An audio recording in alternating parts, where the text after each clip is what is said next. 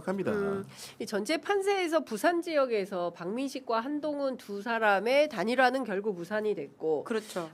그리고 이제 머리를 깎는 순간이 그쵸. 끝난다고 봐야 될 것 같습니다. 어머니께서 네. 바리깡을 드는 순간 이 단일화는 끝나버렸다라고 말씀을 해주신 건데, 근데 이제 두 가운데 누가 더 앞서냐, 그리고 이제 부산 북갑에서 누가 살아오느냐에 따라서 대한민국 전체 정치판, 특히 이제 한동훈 후보, 그 다음에 이제 평택을의 조국 후보, 그 다음에 이제 송영길 후보, 거기야 뭐 당연히 당선 가능성이 아주 높죠. 아주 높죠. 예. 그러니까 이런 이제 거물급 인사들이 어떻게 살아오느냐, 네. 아니냐에 따라서 또 중앙 정치 무대도 상당히 큰 변화가 있을 거다라는 전망이 있는데요. 어떻게 좀 개인적으로 전망하십니까? 그러니까 저는 이분들의 운명. 그러니까 대권 주자급들이 이번에 들어올 가능성이 높은 선거가 아닐까라는 생각은 해요. 뭐 평택이든 그리고 부산 북갑이든. 근데 네. 이거는 정말 초접전으로 붙어있기 때문에 네. 쉽게 예측하기 어려운 부분들이 있는 것 같고요. 정말 오늘 투표율에 따라 가지고는 좀 결과가 많이 바뀔 거다라고 캠프에서도 이야기를 많이 하더라고요. 특히 평택 같은 경우에는 사전 투표율이 평균보다 낮고 그리고 부산 북갑 같은 경우 평균보다 높거든요. 이제 이것에 대한 해석들을 또 어떻게 해야 될지에 대한 고민들이 있는데, 그러니까 뭐가 됐던 간에 지금 그 양쪽 재보궐 지역 모두 그러니까 대권 주자급 후보를 지금 원내에 넣어달라는 캠페인들이 일정 부분 선거 막판 나온 여론조사를 보면 좀 영향을 받은 것 같다라는 생각이 들긴 하거든요. 근데 그게 또 일주일 기간 동안에 많은 여러 가지 또 이슈들이 있었잖아요. 부산 같은 경우에는 박근혜 전 대통령이 등판했었고, 그리고는 그 평택 같은 경우에는 그 이후에 여러 또 그 뭐라고 할까요? 민주당과 조국혁신당 사이에서 경론들이 있었기 때문에 네. 이건 진짜 열어볼 때까지 모르겠다. 그리고 마지막에 되어서야지 우리가 결과를 확인하게 될 거다라는 생각은 듭니다. 저는 하정 후보가 이긴다고 봅니다. 오. 제 확증의 근거를 말씀드리면은 원래 선거 전략을 짜는 사람들은 과거의 득표율을 따라가지 않습니다. 득표 수를 따라가요. 국회의원 선거의 경우에는. 그러니까 부산 북갑이라는 지역구의 2020년 총선의 개함한 결과를 보게 되면은 당시 유권자 수는 12만 명 정도고 네. 유효 투표 수는 8만 명입니다. 전재수 후보는 4만 표 이상을 얻어서 이겼어요. 그 4만 표라는 숫자가 많아 보이지만 실제로 전재수 같은 사람은 이미 20년 가까이 부산 북갑의 정치를 헌신했기 때문에 조직화된 대중이라고 보는 게 옳습니다.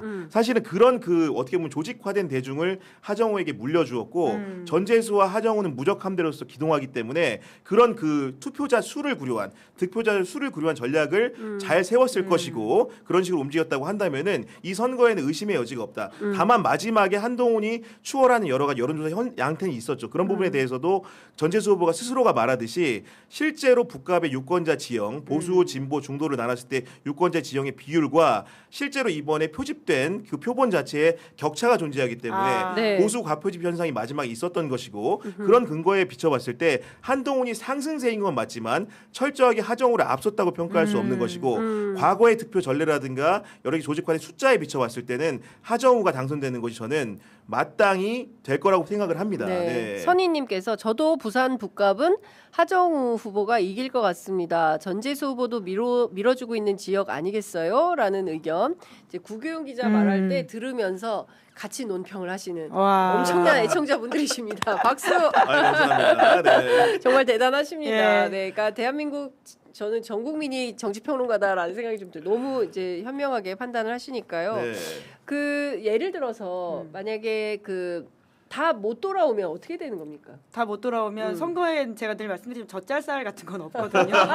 없다. 예, 이제 그렇기 선거에서 때문에 지면 끝이다. 뭐 끝이 아니라고 오세훈 시장 같은 경우에는 10년의 절치부심을 그쵸. 거쳐서 다시 돌아왔기 때문에 네. 쉽게 말하기는 어렵겠지만 당장은 정책 미래를 밝게 그리기는 어려운 상황인 것 같고요. 네. 그러니까 누가 됐든지 간에 그러니까 그 소위 말해서 그 인지도에 비해서 실제 득표력이 낮다라는 걸 확인해 주는 것이기 때문에 정치가 앞으로 굉장히 어려워지게 되겠죠. 그리고 제가 네. 더 하정우가 된다라는 근거를 하나 더 들면은 맞네요, 근거. 하정우 옆에는 전재수만 있는 게 아니고 정명이라는 사람이 있거든요. 예. 정명. 정명희라는 북구청장 분이 후보. 부산 북구청장 후보 약사 아, 출신인데요. 이분이 전재수는 북갑에 지난 총선에 출마했고 예. 이분은 지난 총선 때 북을에 출마했습니다. 당시에 그런 여러 가지 그 분위기, 선거 분위기 여러분들 그 아시겠지만은 했는데 부산 같은 경우에는 전재수만 당선이 됐죠. 여러 가지 전국적으로 우호적인 분위기임에도 불구하고 막판에 뒤집힌 부분들이 있었던 건데 네. 여러 다른 지역의 부산 국회의원 같은 경우에는 30%대의 득표라는데 그쳤어요. 예. 정명희 후보는 북을에서 얼마나 얻었냐? 네. 47.43%를 10%를 얻었습니다. 대단하시네요. 대단하시다. 예. 그리고 북구에 대한 이해도가 높고 예. 북구를 정말로 사랑하는 정명이가 또 하정우와 함께하고 있기 때문에 예. 동반하는 그 밑바닥 분위기를 또 무시할 수가 없다. 전재수만 생각할 게 아니고 정명이도 있기 때문에 야. 하정우가 저는 충분히 당선 가능성이 예. 높다고 평가합니다. 아, 야. 과학적이죠. 전략가네. 예.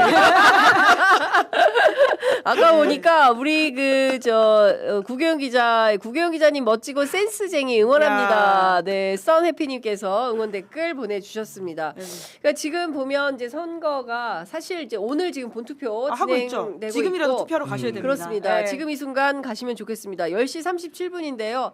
이따 밥 먹고 가야지. 지금 가세요. 갔다 와서 네, 그럼요. 다녀오셔서 식사하셔도 늦지 않는다. 혹시라도 늦으면 또 막 줄이 길면 또 또 딴 거 하러 가야지라고 그렇죠. 안 기다리고 네. 다시 와야지 하고 또 그럼요. 그러다 보면 또 놓쳐요. 그래서 여러분들 딴 거 하지 마시고 오늘은 신성한 한 표. 우리가 투표를 던져야 사람들이 정치인들이 국민 무서운 줄 안다니까요. 그럼요. 아니면 이 사람들 함부로 할 수 있어요. 그래서 함부로 하지 못하게 우리가 투표권 갖고 있어. 당신들 똑바로 해야 돼. 이런 경고의 의무로라도 반드시 투표하셔야 된다라는 말씀을 좀 드리도록 하겠습니다. 근데 어떠세요? 선거 현장 취재 다니시면서 공소 취소 이게 그렇게 핫 이슈였습니까? 지금 그러니까 한때 이제 그게 영향을 실제로 미쳤던 것은 영남 선거에는 있었던 건 사실인 것 같고요. 네. 그 현장에 있었던 게 실제 정치인들이라든지 기자들도 국민의힘 후보들이 그런 얘기를 많이 하고 다니고 그것을 듣는 사람들이 있었던 것 같다라는 이야기는 합니다. 네. 그런 차원에서 그러니까 선거 막바지기보다는 오히려 중후반 때 나왔던 논란이었던 것으로 기억을 하는데 그러니까 여튼 민주당에서 이 이슈에 대해서 이제 하지 않겠다. 그리고 선거 이후에 이제 뭐 그러니까 내용, 절차, 방식 모두 다 지금 상의하겠다라고 했기 때문에 이걸 이야기하는 것 좀 애매한 부분이 있는 것 같은데요. 다만 저희 현장에 가 있는 기자의 말에 따르면 추경호 후보는 지금도 그 이야기를 계속하고 있다고 합니다. 계속하고 있구나. 대구에서 사실 이제 네. 마지막 무기가 야당으로서는 이거라고 판단을 하는 것 같고요. 주구장창 이야기를 하면서 그러니까 제발 그러니까 민주당을 견제해달라 혹은 막아달라라는 식의 주장을 하고 있다고는 하더라고요. 그렇군요. 사실 저는 공소 취소를 어제 뭐 대통령도 이제 그 검찰 개혁과 관련해서 말씀을 좀 주셨는데 조작 기소를 하면 공소 취소하는 게 너무 자연스러운 거 아닌가요? 제가 잘못 생각하는 겁니까? 아니 당연히 그 전제가 그 대통령의 전제는 늘 이거예요. 검찰이 수사를 잘못했다면 거기에 대해 사과하고 취소하라는 거지. 검찰이 수사를 잘했다면 네, 뭐 사과하고 네. 취소라는 얘기가 아니에요. 그런 일이 없죠. 예. 논리적 순서에 따르면 잘못해야지 사과하고 취소하는 거거든요. 그렇죠. 그럼 잘못했으면 사과하라면 땡입니까? 그렇지. 기소돼서 재판받고 있는데 예. 그렇기 때문에 취소의 문제를 논리적으로 이어가는 데는 크게 문제가 없는데 아까 말한 대로 그 전국적인 반응과 수도권의 반응과 실제로 영남에서 이걸 선거공학적으로 접근하는 반응은 좀 다를 수가 있는 거죠. 왜냐하면 김부겸 후보 같은 경우에도 계속 이제 민주당에 대해서도 추경호가 쓴소리하면 민주당이나 이재명 정부가 바뀔 수가 있느냐 이런 공소 취소의 문제가 있을 때 만약에 바른 길로 가지 않는다고 한다면 이 얘기는 잘못하지 않았는데도 취소하려고 한다면 내가 나서서 이재명 정부를 멈추고 민주당을 견제할 수 있기 때문에 나를 뽑는 것은 오히려 견제 효과가 더 발생한다. 여당 안에 야당 역할도 김부겸이 할 수 있는 것이지 추경호가 할 수 있는 게 아니다. 이런 논거를 대고 있는 거거든요. 그렇기 때문에 지역적으로 선거 그런 구별로 약간 상황이 다른 건데 대통령이 한 얘기는 논리적으로는 당연한 얘기고 이게 선거 전날이라고 한 얘기는 아니라고 생각을 해요. 네. 검찰총장 직무대행이 업무 보고를 한 날이었기 때문에 그렇습니다. 그날 그 얘기를 하지 않은 선거 전날이라고 네. 하지 않으면 뭐 언제 하겠다는 거예요 도대체. 그러니까요. 업무 보고라는 거는 정해진 기일이 있는 거기 때문에 네. 이걸 지나치게 의미 부여하는 것도 웃기고 오늘 이제 도하의 언론들 같은 경우 다른 것들 보면 대체로 이제 보수 성향의 언론들이 이제 이건 역시도 이제 마치 선거에 굉장한 주요 요인장 제시를 했는데 이 문제가 뭐 그 여당 후보에게 뭐 도움이 된다 안 된다 솔직히 도움이 된다고 평가하기는 어렵겠죠. 하지만 그렇다고 해서 여당 후보에게 무조건 불리한 요인으로 작용할 수 있는 발언이었냐 저는 그렇게 생각하지는 않습니다. 네.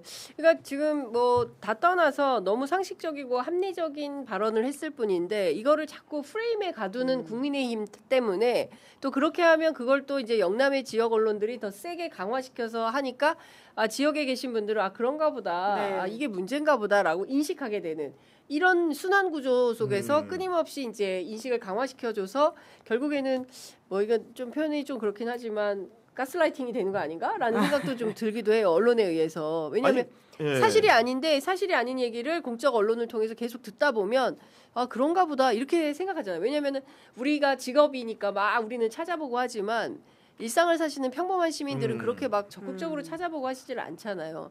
제가 대표적으로 느끼는 게 스타벅스 사태인데 대통령은 커피 마실 자유를 침해한 적이 없어요. 근데 마치 그렇죠. 프레임을 바꿨죠. 예, 프레임을 네. 바꿔서 커피도 못 먹게 커피도 정해준다 대통령이 뭐 이런 식으로 이제 프레임을 만드니까 지역에 계시는 어르신들이 그런가 보다 왜 커피까지 먹으라 마라 난리야 이제 이런 얘기가 성립이 되는 거죠. 그러니까 그게 생각이 나요. 처음에 그 무슨 게임이라고 하죠? 뭐 A라는 말을 했는데 마지막에 되면 Z라는 가족오락관에서 예예예 그런 거 같은 느낌? 뭐더라 무슨 뭐 있어요. 현장 속의 외침 이런 건가요? 뭐 아무튼 기대고 얘기하면은 마지막에 다른 얘기 하는 거잖아요. 엉뚱한 얘기하잖아요. 그러니까 그런 그러니까 여기서는 뭐 예를 들면은 검찰 수사를 이렇게 고쳐달라 이렇게 말했는데 마지막에는 이재명 독재 이런 걸 비슷한 거 그러니까 지금 맞아요. 내가 하고 싶은 얘기가 그 얘기야. 지금. 지금 그런 거 아닌가. 네, 그래서 그냥 이상한 엉뚱한 그 짓을 하고 있다라는 생각이 좀 들기도 합니다.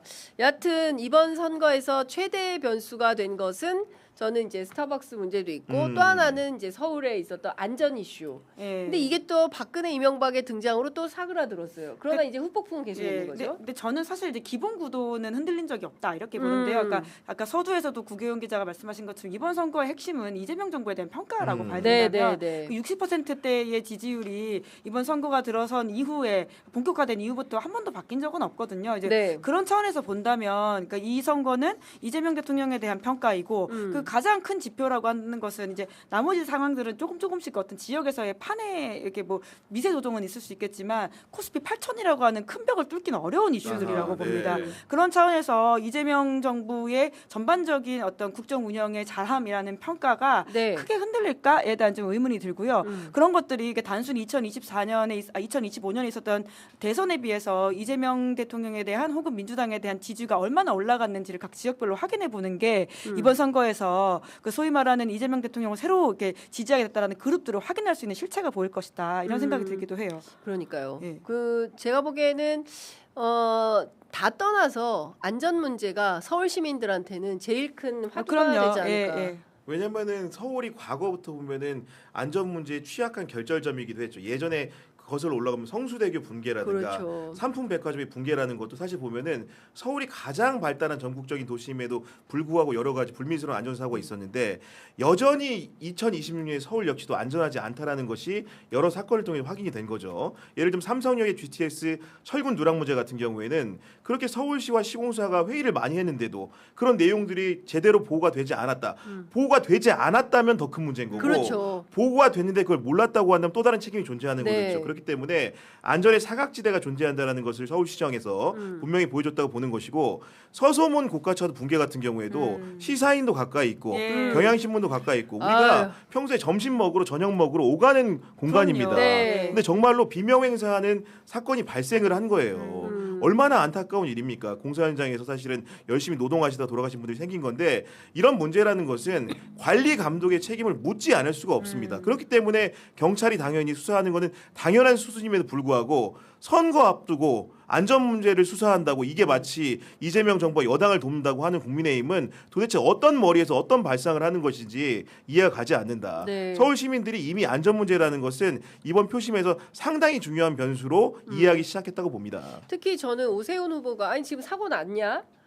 사고도 아직 안 났는데 왜 이렇게 호들갑이냐라는 식의 발언이 저는 진짜 충격적이었어요. 왜냐하면 많은 언론 보도를 통해서도 확인이 됐지만 그 매일 1,000만이 넘는 서울 시민들이 지하철을 이용을 하고 있고 그 철근 누락 사건 때문에 혹여라도 만약에 발생할지 모르는 그런 위험이 생기면 그때는 어떡하지?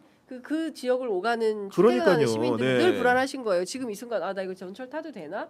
이제 이런 생각을 하시게 되는 겁니다. 서소문 고가 붕괴 사건만 하더라도 90초 전까지 기차는 달리고 있었다라는 거잖아요. 정말 큰 사고로 이어질 수 있었다라는. 그러니까요. 만약에 지금도 충격적인 사건이지만 2시 반이어서 다행이지 만약에 12시 반이었으면 그 지역에 있는 직장인들 거기 뭐 맛집이 많아요. 밀집해 있어요. 그래 제가 잘하는 거 아닙니까 지금? 안주가 좋아. 그러니까 거기 갔다가 무슨 일을 참변을 당할 수.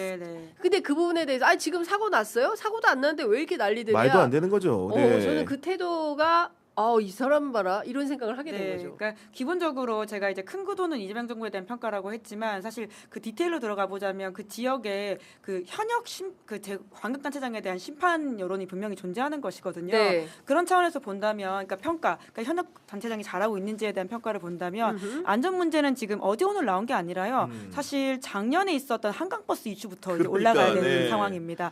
오세훈 시장이 그러니까 여러모로 이게 시정에 대한 평가를 잘 받기 위해서 급하게 안전 문제를 도외시했다라고 하는 지적이 어제 오늘 나온 게 아니거든요. 한강버스 네. 문제라고 하는 것은 작년 겨울부터 있었던 이슈이고 뿐만 아니라 말씀하신 그 순살 GTX 논란이라든지 그거 뉴스 보고 알았다 이런 식으로 또 책임 회피하는 모습들을 보이지 않았습니까? 네. 그리고는 심지어는 마지막에 서소문에 그 충격적인 사건까지 일어났기 때문에 그러니까 오세훈 캠프로서는 전반적으로 굉장히 안 좋은 상황이라고 봐야 될 것이고요. 그러니까 이것은 뭐 정무적 판단을 떠나가지고 정말 서울시장으로서의 책임과 역할에 대해서 물을 수밖에 없는 선거가 되고 있는 것이죠. 그렇습니다.